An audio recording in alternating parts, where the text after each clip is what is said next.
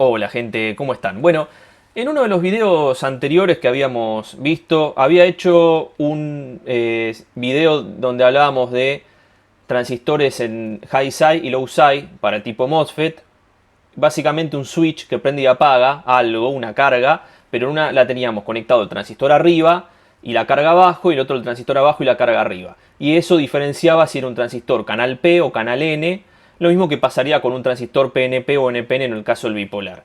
En este caso, en el video que yo les comentaba, les recomiendo que lo miren, lo voy a dejar en la descripción. Lo que pasaba era que teníamos un problema si queríamos poner un transistor MOSFET canal N en la parte de arriba, o sea, high side, es decir, cortar el positivo con un canal N. Y eso es un problema porque el canal N, por el tema de tener una tensión BGS positiva que necesita para activarse, a diferencia del canal P que es negativa, necesita tener una tensión que tiene que ser mayor a la tensión que está entregando en su salida, si está el switch en el positivo. Lo vamos a hacer en el pizarrón igual, pero es lo que comentaba en ese video. Les recomiendo que lo vean porque es interesante. En ese video yo les comentaba que teníamos que tener en el transistor, si usamos un NMOS, un pump charge, que es una elevadora de tensión, una bomba elevadora de tensión, que se usa para determinados circuitos. Por ejemplo, el MAX 232 tiene uno adentro para elevar el nivel TTL al nivel RS232, que son más o menos 15 volts más o menos. O sea, es un elevador de tensión básicamente, que lo que hace es conmutar capacitores y de esa manera eleva la tensión. Va sumando los capacitores y eleva la tensión. Bueno, dejando eso de lado, que igual podría ser un video de pump charge también.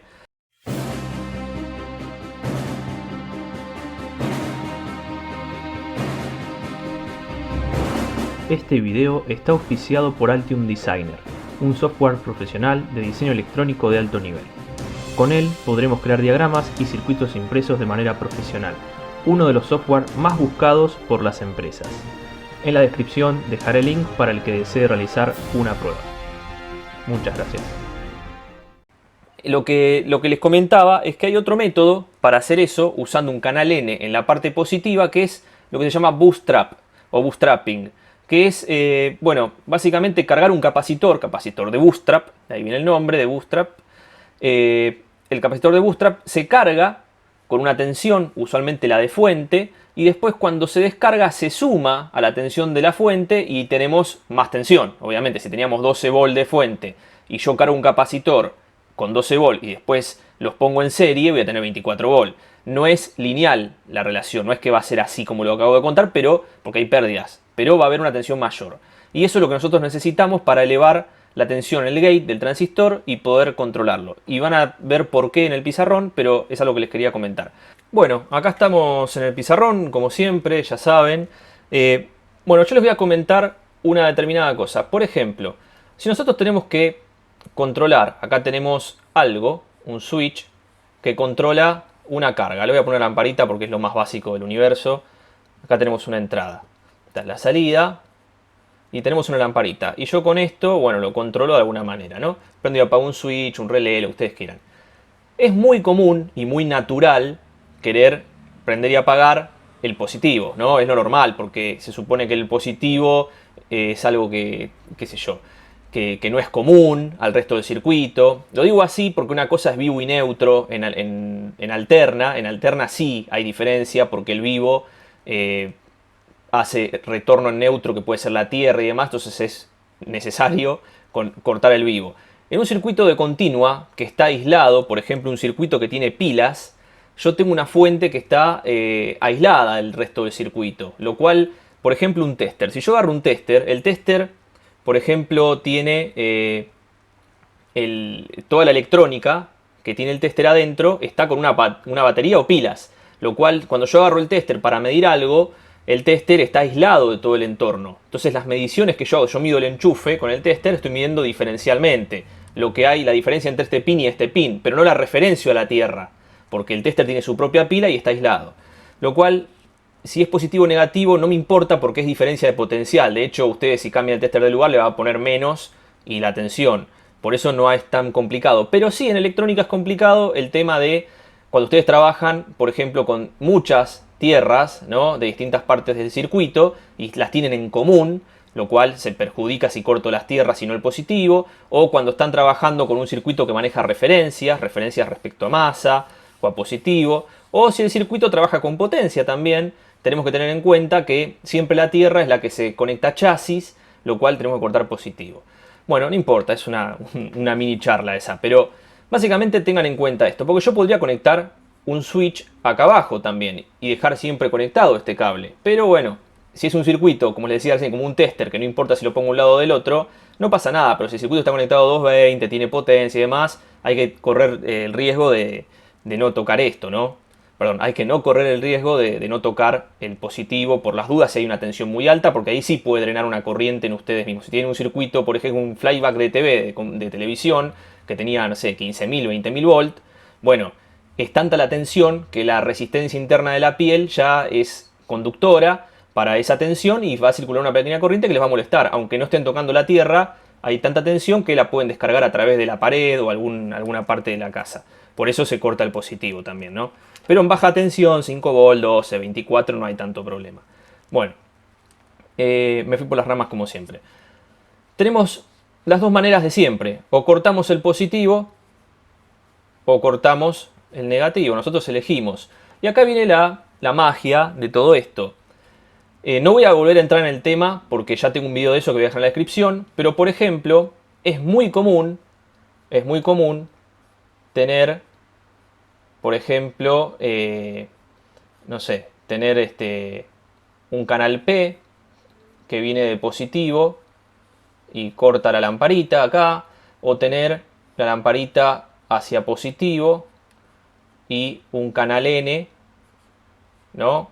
Flechita para adentro, que corta el negativo. Es muy común esto.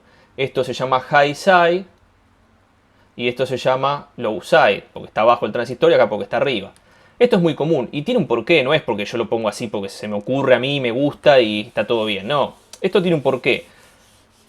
Sucede que el transistor canal P necesita una tensión negativa, una VGS negativa, y una VGS positiva. Lo cual, si yo tengo esto, puedo poner una resistencia, por ejemplo así, acá, esta es la S y esta es la G. Entonces esto está polarizado con un pull-up hacia la fuente en positivo porque está conectado entre estos dos pines, y después acá puedo poner un transistorcito, cerrar esto y llevar este punto a masa. Total, acá hay un pull-up, no hay problema, y polarizo negativamente el canal P y se prende la lamparita. Esto es muy común y esto se usa mucho. Acá, por ejemplo, pueden poner un módulo, qué sé yo, un microcontrolador, un módulo, qué sé yo, de potencia, lo que ustedes quieran, y con esta señal lo prenden y lo apagan. Y es un canal P.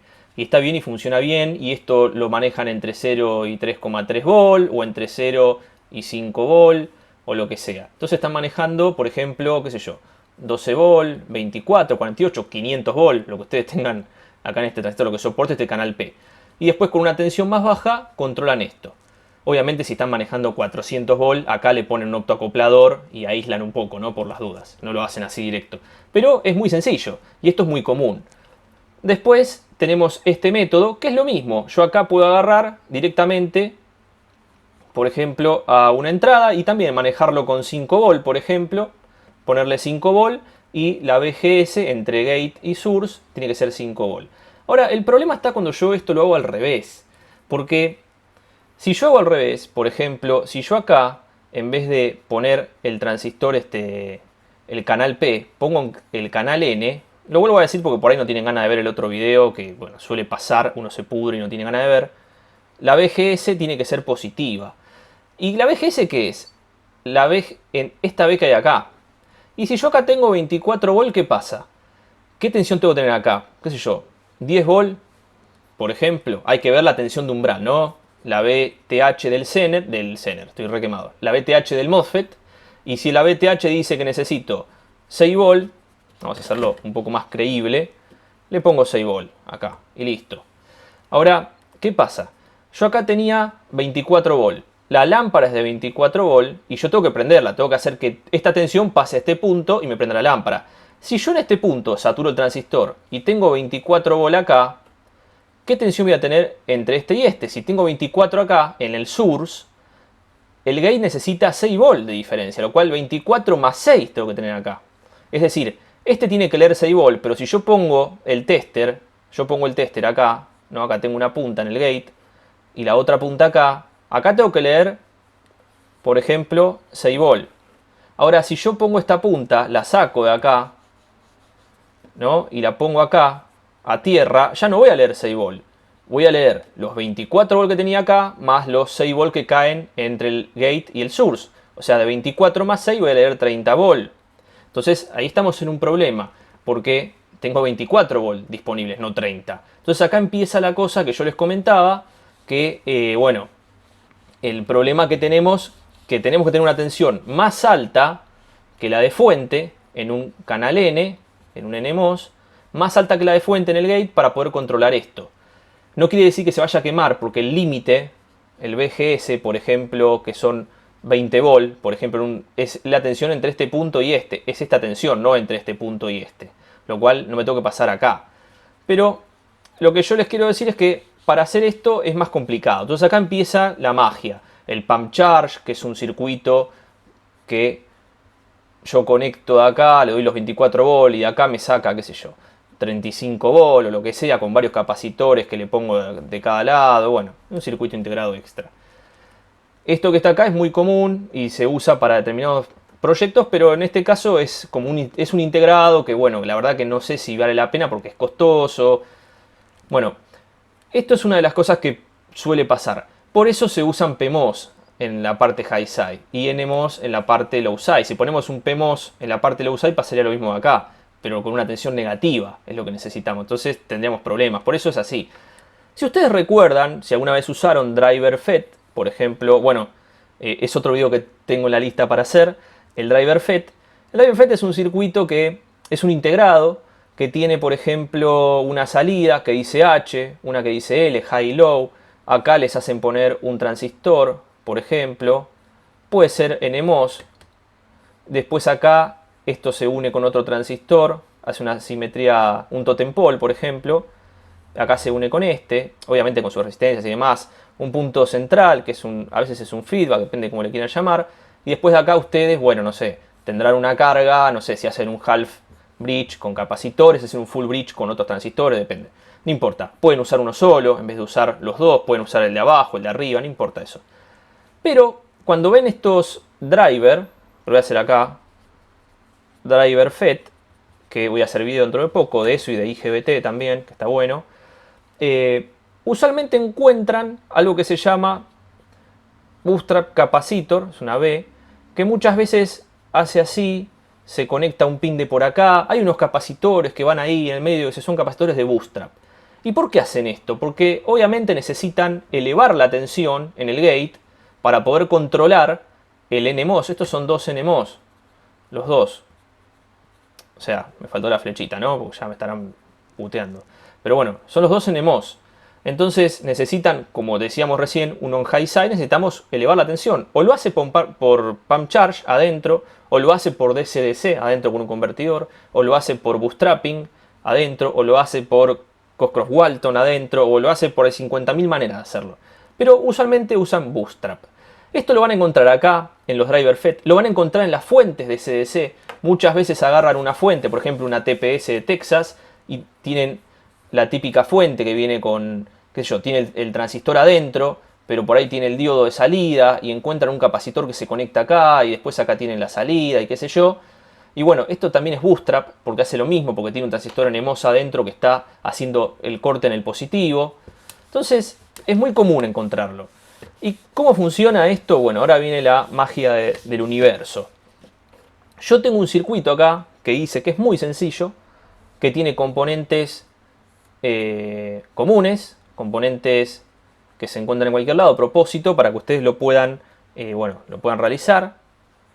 Que es, bueno, eso el IRF Z44, o sea, es un NMOS genérico de los que usa todo el mundo para cualquier cosa. Un transistor que puede ser un 3904, un 2N222, un 2N3204, bueno, el BC548, hay un montón que se pueden usar. Después lo que tenemos es, bueno, esta parte de acá, ¿no? Hasta ahora no hay nada de magia, eso es un pull down, estos son 100K porque no manejamos mucha corriente, manejamos tensión, que entre comillas porque Bueno, lo voy a dejar para otro video, pero acá hay un capacitor, estas placas representan un capacitor y las pérdidas de conmutación en frecuencia hacen que necesitemos mucha corriente y ahí es donde aparece el papel mágico de los driver FET y por qué existen. Pero bueno, después voy a hacer un video de eso, así si no se hace todo muy largo y terminamos en una masterclass de 14 horas. Pero bueno, hasta ahora es algo muy común, ¿no? Yo vengo acá, saturo el transistor, este que está acá me cierra, se pone a masa. Bueno, en realidad necesitaría tener por ejemplo, hacer así, para tener esto saturado, siempre prendido, pero cuando saturo esta parte lo pongo a masa y abro el circuito acá. Recordemos que esto activa por positivo porque es un canal N. Pero bueno, esto no funciona. ¿Por qué? Porque necesito una tensión. Acá voy a tener una tensión BI que tiene que ser entre estos dos puntos, ¿no? Entre gate y source, tiene que ser mayor que la BI, por lo que comentábamos antes. ¿Y cómo hacemos esto? Bueno, esto lo hacemos de la siguiente manera. Vamos a agarrar y vamos a agregar tres componentes muy básicos y muy baratos. El primero es un diodo, un 1N4148, el típico diodo de conmutación. El segundo es un capacitor de bootstrap, si les suena. Y el tercero es otra resistencia, que va a ser también de 100K. Y esto, por ejemplo, no sé, 47 microfaradios. Y ahora les voy a comentar por qué. Porque en realidad estos valores dependen de algo en especial. No es que yo pongo estos valores y ya está todo perfecto. Pero vean lo que pasa en este circuito. Analicemos esto. En un momento nosotros vamos a tener el transistor abierto, lo cual no pasa corriente por acá. Al no pasar corriente por acá, en un momento vamos a tener el transistor por ejemplo, acá le pongo un 1. ¿Qué pasa? Esto se cierra, se satura, esto se pone a masa, es como si acá estuviese la masa porque se cierra. Entonces, lo que va a pasar es que vamos a tener este diodo que está acá, que va a pasar a través de esta resistencia que tengo acá, ¿no? Y se va a poner a masa. O sea, esta tensión, tenemos 100K, una parte de la corriente va a ir por acá, otra va a ir por acá y va a cargar el capacitor. Si tengo esto a masa, este transistor está abierto, lo cual entre este punto, acá voy a tener una carga, ojo con esto, acá hay una carga. ¿Y por qué digo ojo con esto? Porque hay parte de la corriente que va a ser así y va a circular por la carga también. Entonces esa pequeña corriente que tenemos ahí, lo que va a hacer es, a través del diodo, va a cargar este capacitor, cuando esto está en 1. Miremos bien el estado, está en 1. O sea que esto, si cuando está en 1, este transistor está abierto porque esto está puesto a masa, entonces es habilitación negativa, está negado. Entonces, si yo tengo un 1 acá, quiere decir que esta lámpara no está prendida, porque obviamente la corriente que pasa por el diodo del capacitor no va a prender la lámpara. Cuando yo pongo un 0, habilitamos con el 0, este transistor que tenemos acá se abre, ya no hay nada acá, esto no está conectado a nada, es como si estuviese cortado. Y ahora lo que tenemos es que esta tensión que tenemos acá, va a viajar a través de este circuito y va a activar esto. Pero la tenemos sumada a la que hay en este punto, porque el capacitor el negativo no está puesto a masa, este capacitor. O sea, si este capacitor estaría puesto a masa, yo tengo, si pongo el tester, por ejemplo, vamos a hacerlo como si estas fuesen las puntas del tester. Si yo mido entre este punto y este, voy a ver la tensión del capacitor. Si esto estaría conectado a masa, si yo mido entre este punto y este, voy a ver la tensión del capacitor más la de la carga. Es decir, el diodo, a través del diodo, cargó el capacitor. ¿Con qué tensión? La que teníamos acá, más o menos, porque en realidad esta tensión se le resta, la del diodo, la caída de la resistencia, etc. Le restamos. Si teníamos 12 volt, por ejemplo, tenemos, qué sé yo, 10 volt, por ejemplo, acá, por decir algo. Bueno, tenemos 10 volts y mido así. Ahora, si yo esto lo paso por acá y mido acá, lo que voy a tener son la tensión que tenía ahí más la que tengo en la carga, o sea, esta más esta. Entonces, si mido esas dos tensiones, ahora tengo como 20 y pico de volt. Y esos 20 y pico de volt que pasan a través de estas dos resistencias vienen al gate. ¿Qué habría que agregarle? Bueno, habría que agregarle, por ejemplo, unos Zener acá para controlar que no nos pasemos del límite máximo de la tensión gate. Pero este es el circuito bootstrap clásico de todo el mundo. Yo les voy a dejar en la descripción un archivo de Texas Instruments, si no me equivoco, que les comenta este circuito. En realidad no sé si pero se los comenta sobre un driver FET, que en realidad se ve mejor, se ve más gráfico que acá. Ustedes lo estarán viendo en pantalla. El driver FET se ve exactamente cuando el transistor está abierto y cuando el transistor está cerrado, entonces se muestra cómo la corriente va hacia el capacitor, se carga de una manera y cuando se abre el circuito, esa corriente se suma a la corriente de fuente y activa el gate del transistor. Es lo mismo que mencionábamos antes, solo que aprovechando el capacitor. El capacitor en un principio está en paralelo a la fuente cargándola y en otro momento está en serie a la fuente sumando su tensión a la de la fuente y ahí es donde eleva la tensión. Así que este es el circuito más básico que yo les puedo llegar a comentar de esto. Cálculos de esto, obvio que hay cálculos y hay algo más a tener en cuenta. Hay algo más. Cuando ustedes trabajan de esta manera, esto no está pensado para prender una lamparita y dejarla prendida. Esto está pensado para trabajar con PWM. Está pensado para trabajar con pulsos, para trabajar con una fuente switching, como un driver FET, por ejemplo, que se usa para trabajar con fuentes y demás. Y está pensado así porque acá tenemos un componente, que es un capacitor, que se va a cargar y se va a descargar. Y bueno, si se va a cargar y se va a descargar, ya pueden estar intuyendo que según la capacidad va a cargar más o menos, va a haber un tau de carga. Tenemos también que tener en cuenta que acá hay otro capacitor del MOSFET, que aunque sea bajo, en realidad no es tan bajo, si ustedes lo calculan.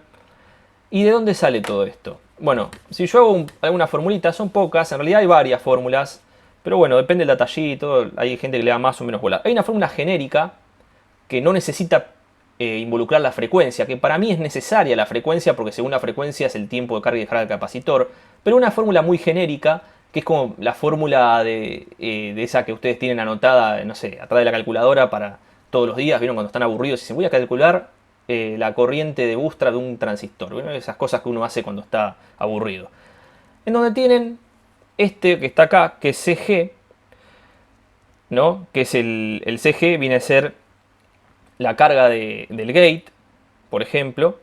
Entonces lo que van a hacer es poner QG, que esto lo da el datasheet, sobre B del transistor. Q es el transistor, ¿no? QG, la tensión. Bueno, este valor de carga que tenemos acá es el que después vamos a multiplicar por 10. Esto lo hace Syllabs así. Lo voy a dejar allí también para que si tienen alguna puteada se lo puteen a Syllabs. Pero esto lo hace Syllabs. A mí no me parece correcto porque hay otra fórmula que involucra el ciclo de trabajo, la frecuencia de switcheo, que es así, me parece más obvia para esto. Porque obviamente si yo acá le pongo 100 kHz o le pongo 1 kHz o le pongo 1 MHz, este capacitor va a ser más chico, más grande. Lo mismo que este valor de resistencia. No es un RC, o sea, hay que calcularlo en base a la frecuencia de trabajo. Pero bueno, ellos nos dan un estimativo que más o menos, si lo miran así de reojo, funciona. La regla de los 5 dedos oscilantes funciona. Entonces, lo que tenemos acá es la carga del gate. Esto lo van a sacar del datasheet. El datasheet, por ejemplo, este integrado nos da un valor de carga de gate. Y esta es la tensión que tenemos. Ah, no lo puse. BQG es la tensión de fuente menos la tensión bootstrap del diodo. El diodo que tenemos acá. Lo cual si tenemos 12 volt menos, qué sé yo, 0,4 si es un Schottky, 0,5, vamos a tener, por ejemplo, 11,5 volt acá. ¿No? 11,5 volt. Y después acá vamos a tener un valor que no sé ahora porque tenía que ver el datasheet, pero es un valor bajo, que los da en nanocoulomb. Ese valor, el que nosotros necesitamos, el capacitor de boot, que es este, es que esto va a ser 10 veces CG. Es medio tirado de las patas, pero bueno, es una aproximación. No quiere decir que sea el cálculo perfecto para esto. Esto de hecho habría que simularlo con un simulador decente y demás para darnos cuenta que funciona. Pero funciona esto. Lo cual acá les va a dar un valor de capacidad. Si ustedes hacen este cálculo, ponen el transistor en cuestión, el que ustedes estén usando, ponen el valor, lo multiplican por 10, le da el valor de capacidad. Pero ya les digo, para mí esto no tiene mucho sentido si no agarran y le ponen los valores de frecuencia. Porque, por ejemplo, que los voy a dejar en la descripción los dos datasheets para que ustedes los puedan analizar. Porque está bueno también leer el datasheet, leer la nota de aplicación. Eso le puede abrir la idea a mucha gente. Que, por ejemplo, los tipos, en el de, creo que es el de Texas Instruments, ponen acá lo que es la carga total, ¿no? Por lo que viene a ser la carga del gate, del transistor, más esto que está acá que es TLmax, que es el tiempo de apagado máximo del transistor por la corriente que tenemos acá, que es no se ve nada. IB no es I de base. IB, perdón, acá dice IB. No es I de base, sino que esto es el quiescent current de la fuente. O sea, las pérdidas que tiene la fuente. Ya es como que se va metiendo cada vez más para adentro. Y bueno. Y después termina todo como... Es que escribo más rápido de lo que pienso. Termina todo como QCB, lo mismo que tenemos acá, por la variación de CB, que esto es el ripple. Y ahí nos da un valor de capacidad. Y esto tiene más sentido, porque el ripple en una fuente switching nos proporciona el capacitor de salida, por ejemplo. Entonces es más común. Y el ripple está ligado a la frecuencia también. Entonces acá ya tenemos cosas más obvias. Y después hay otra fórmula, que es el on del capacitor, que es el TH. Bueno, que esto que está acá, bueno, la voy a hacer porque es corta. Es 1 más D, ahora ya entramos con el duty cycle, con FSW, la frecuencia de switching, menos TDT, que es el dead time del circuito, del oscilador, de la fuente. Y ahora sí, ahora tenemos ciclo de trabajo, frecuencia, dead time, y ahora ya tenemos, esto ya es como calcular una fuente switching. Pero bueno, no los quería meter esto en la cabeza porque si no me van a putear y qué sé yo. Pero están los datasheets, yo los dejo los dos al que quiera expandir y quiera ver un poco más. Pero me parece interesante. Vamos a ver ahora en el protobar cómo funciona esto efectivamente. Y qué pasa si yo le pongo un valor grande o chico. ¿Qué es lo que pasa? Lo van a ver obviamente porque es obvio. Así que por eso les digo la importancia de hacer los cálculos en base al tiempo. Bueno, acá estamos nuevamente con el circuito. ¿Qué es lo que tenemos acá? Bueno, tenemos el transistor IRFZ44 NMOS, tenemos el 2N3904 acá, acá tenemos el diodito 4148 que viene del positivo, el capacitor que teníamos antes, la resistencia de 100K, este es el pull down y la entrada de base del 3904, y una lamparita de auto de estas que son LED que, bueno, qué sé yo, tenía una carga de 12 volt. El circuito funciona con 12 volt. ¿Qué es lo que tiene ahora? Bueno, lo voy a prender. Ahí está prendido. Estamos leyendo menos 3,4 volt porque yo estoy tomando el positivo, que es el marrón, perdón, ahí está. Estoy tomando este positivo del gate, del transistor, y el negativo no lo estoy tomando de la masa, lo estoy tomando del source del transistor. Por eso me lo toma así. Ahora, si yo acá, perdón, me olvidé de decirles. Acá tengo a positivo el transistor. Como dijimos que era enable negado, lo cual activa con negativo. Si yo lo saco, entra el pull down y activa. Y fíjense en lo que pasa con la tensión. Miren la tensión del tester. Y en algún momento va a empezar a bajar, ¿no? Porque bueno, tiene 47 micro, 100K. Entonces empieza a bajar, se empieza a descargar. Esta es la tensión que hay en el gate del transistor. Hay 5,8 volt en el gate, en la BGS. Es esa que está ahí. Y obviamente va a empezar a caer. El capacitor se descarga. Cuando pasemos la tensión umbral de activación del gate del transistor, lo que va a pasar es que el LED va a brillar menos porque va a entrar en la zona lineal del transistor como si fuese una resistencia y va a empezar a actuar como si fuese un regulador. Hasta que cae. Cuando cae la tensión, directamente se apaga una vez que se descarga. Y acá es donde viene la cosa que yo les digo, esto tiene que ser switching. Porque no es para trabajar en modo continuo. Para modo continuo usen un PMOS, como hay que usar. Sale un poquito más caro, pero está hecho para eso también, para trabajar en high side. Lo cual acá vemos que sigue bajando la tensión. Pongo acá los dedos para no saturar la cámara y que se vea. Pero sigue bajando la tensión. Bueno, tarda un poco, tiene 47 micro, 100K. Hay una curva de descarga que es bastante lenta, pero se va a apagar. Ahora, si yo vuelvo a darle acá al positivo, lo vuelvo a activar, me pone la tensión negativa y se apaga la luz porque activaba con lo que viene a ser inverso. Si yo ahora mido el negativo, pongo la masa del tester abajo, en el negativo, ahí está, y activo esto, 18 volt, y entramos con 12. Si no me creen, tenemos en la fuente 11,3 volt y teníamos 18 en el gate. Perdón, entre gate y GND, entre gate y masa, no BGS. Entre gate y source tenemos los 5 o 6 volt que medíamos antes. Como se puede ver acá, esto es BGS, por eso no me estoy pasando el límite y no se quema nada. Pero sí tenemos 18 volts. O sea, elevamos la tensión porque pusimos el capacitor a cargar cuando estaba desconectado, ahí el capacitor se carga, y luego cuando lo desconectamos o activamos la carga, lo que pasa es que suma la tensión del capacitor a la de la fuente y ahí entrega los 18 volts que teníamos, que eran los 6 volts que tengo acá, más los 12, ahí tenemos los 18 volts que medíamos antes. O sea que eso es lo que está haciendo el circuito, no hace nada más que eso. Ahora vamos a cambiar el capacitor, vamos a frenar esto acá, que cargue, ya que no cargue nada, no me importa. Le saco, este era 47 micro, vamos a poner 1 microfaradio, porque quiero que tarde menos en cargar. Ahí está cargando, y miren lo que pasa ahora. Miren el tester, cómo cae la tensión del gate, qué rápido que cae. Y presten la atención a la lámpara. Ahí bajó de brillo, entró a trabajar en el rango lineal el transistor. Espero que no caliente. No, igual están 10 mA porque ya los LED están sin carga. Pero bueno, ahora va a tardar más porque el consumo es menor. Pero ahí se dan cuenta que es lo que pasa. Ahora si yo lo vuelvo a apagar y lo prendo, otra vez los 6 volts en el gate. Si lo apago y lo prendo, otra vez los 6 volts. Lo apago y lo prendo, otra vez. Entonces, ¿qué quiere decir? Lo obvio quiere decir, ¿no? Que el capacitor es más chico, lo cual el on y el off en el transistor que tengo abajo, el switching, tiene que ser más rápido.